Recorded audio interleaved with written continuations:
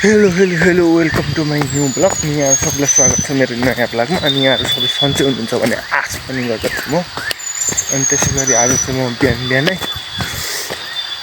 यसो शरीर तानाक बनाउनका लागि हिँड्दैछु। कुदेको छैन, हिँड्दैछु भन्नुपर्छ वास्तवमा भन्दाखेरि चाहिँ।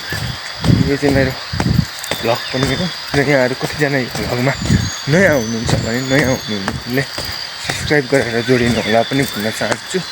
अब तपाईँहरूले भन्ने हुनुहुन्छ होला क्यामेरामा चाहिँ हेर्दैन भनेर। यहाँ बाटो अलि अप्ठ्यारो छ कि बाटो चाहिँ अलि अप्ठ्यारो भएको कारणले मैले चाहिँ क्यामेरामा मात्रै फोकस गर्न सकिनँ, बाटोमा पनि हेर्नुपर्ने हुन्छ।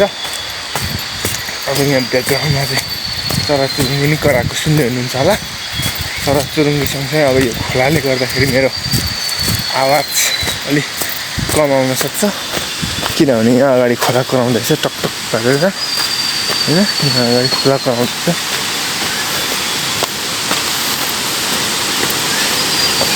यहाँ चाहिँ अब खोला आएर ट्याक्टर लाएर खोला आएर च्याक्क लाएर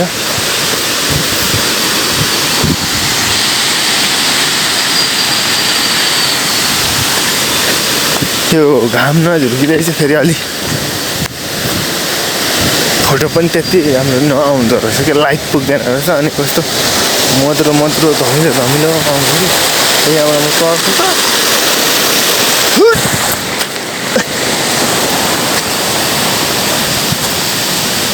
खोलामा चाहिँ अलिक बाढी आएर समस्या भएर छ।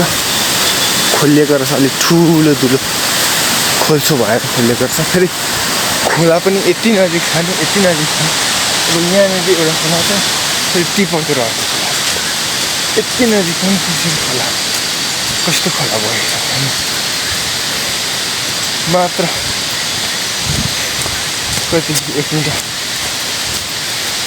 6-7 मिटरको फरक, 20-25 मिटर 30 मिटर त्यस्तो फरक रहेछ अर्को खोला आएर।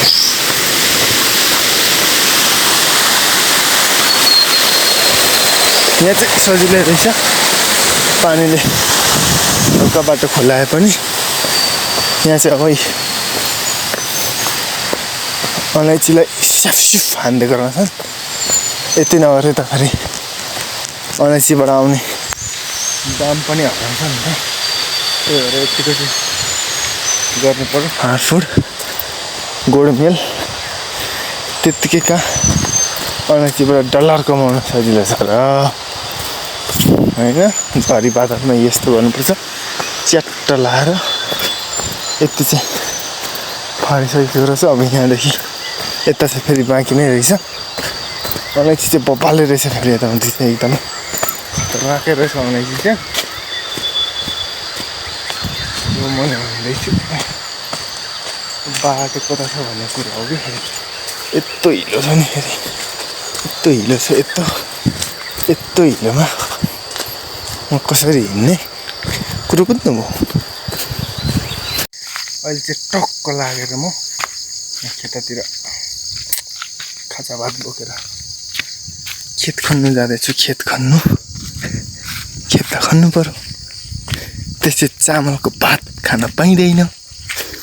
चामलको भात खानु त्यति सजिलो हुन्छ सहर बजारतिर पो। चामलको भात गाडीमा हुन्छ त, हाम्रोमा त चामलको भात गाडीमा आउँदैन, हाम्रो त खेतमा हुन्छ।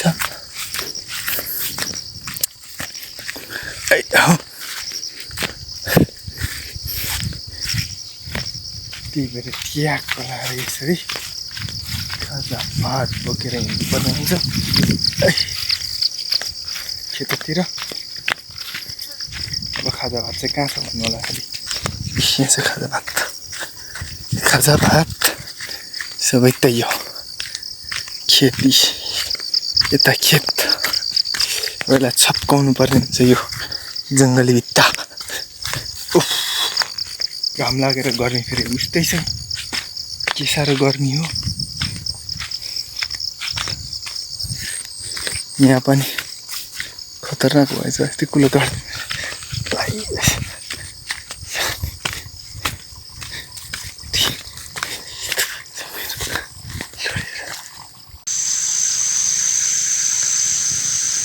फाइनल्ली हाम्रो चाहिँ बाटो केले टोक्यो फेरि चुक्का जस्तो टोक्छ त हो यहाँ त यस्तो तरिकाले धान रोपेको छ यहाँनिर सुकेर त्यहाँ परिरहेछ यहाँ तल चाहिँ हामीले जुगार लाएर यहाँ पानी आउने भइरहेछ यहाँ चाहिँ जुगार लाएर जुगार अनि यता तलतिर हुँदैन रोपाइ हुँदैछ यहाँ गुटुटुटुटु गर्दैछ गोरु कराउँदैछ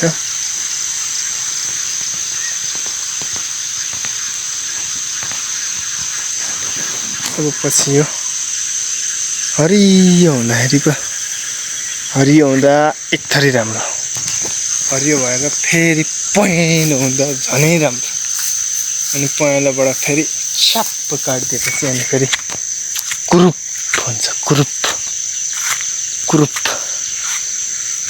कुरुप अनि यो बिरुवाको नाम थाहा छ यो बिरुवाको चोप लाग्यो भने कसैलाई चाहिँ केही हुँदैन कसैको चाहिँ परा नै लान्छ यसले त्यस्तो खतरा बिरुवा हो यो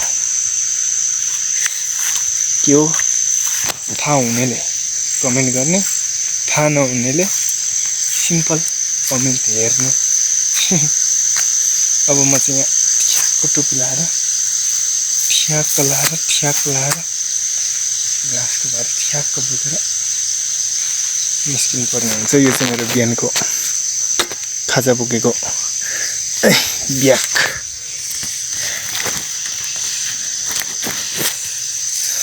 त्यतिखेर हाम्रो त यस्तो घाँस बोक्नुपर्छ ट्र्याक्क लाएर यसरी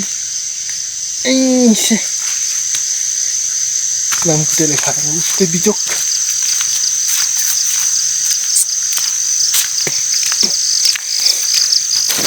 यस्तै छ गाउँघरको तल चाहिँ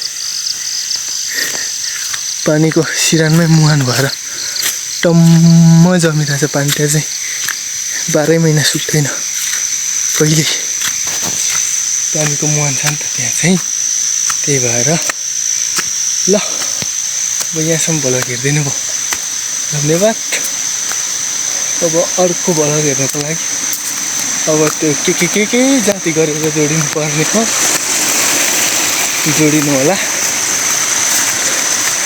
ओके बाई बाई नमस्कार।